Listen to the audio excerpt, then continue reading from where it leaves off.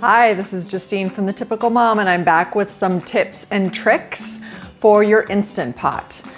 Today we're going to talk about how to deglaze your Instant Pot. Maybe you have experienced this because you see a burn message on your Instant Pot and you're wondering, what does that even mean?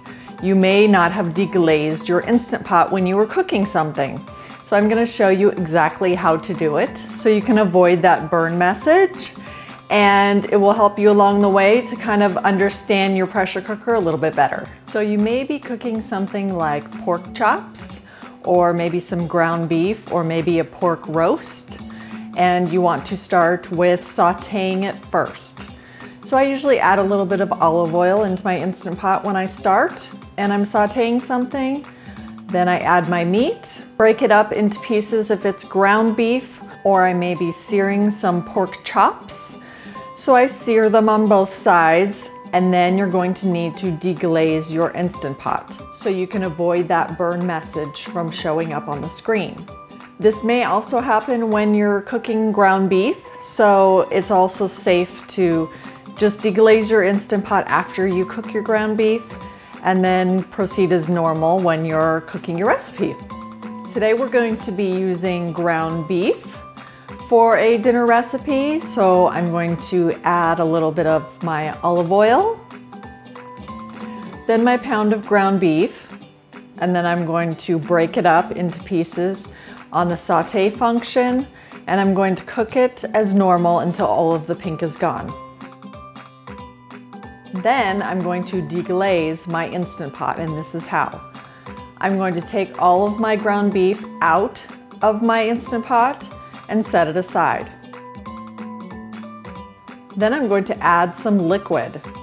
This time my recipe calls for beef broth, so I'm just going to add a portion of my beef broth into my Instant Pot, and then I'm going to what they call deglaze my Instant Pot, which means I'm going to scrape the bits of ground beef that have ended up on the bottom of my pot off. And you also always want to make sure your Instant Pot is off when you do this. It will give it a chance to cool down, which will also help to avoid the burn message. Once you've scraped off all of the little pieces of meat off of the bottom of the pot, then proceed as normal. Put your meat back in the pot and add all of your other ingredients, and then continue to cook in your Instant Pot as your directions state. That's really how simple it is to deglaze your Instant Pot. It is kind of important because a lot of people do experience that burn function, and it is kind of scary at first because you're not exactly sure what it means. Sometimes it does mean that the contents of your Instant Pot are actually burning, so you do need to check, of course. But if you have sauteed some meat, especially pork chops, pork roast, or something of that sort, you really want to make sure to deglaze your Instant Pot by first turning it off and then putting in a little bit of liquid after you've taken your meat out, and get all those little bits of meat off of the bottom of the pot so you can avoid that burn message.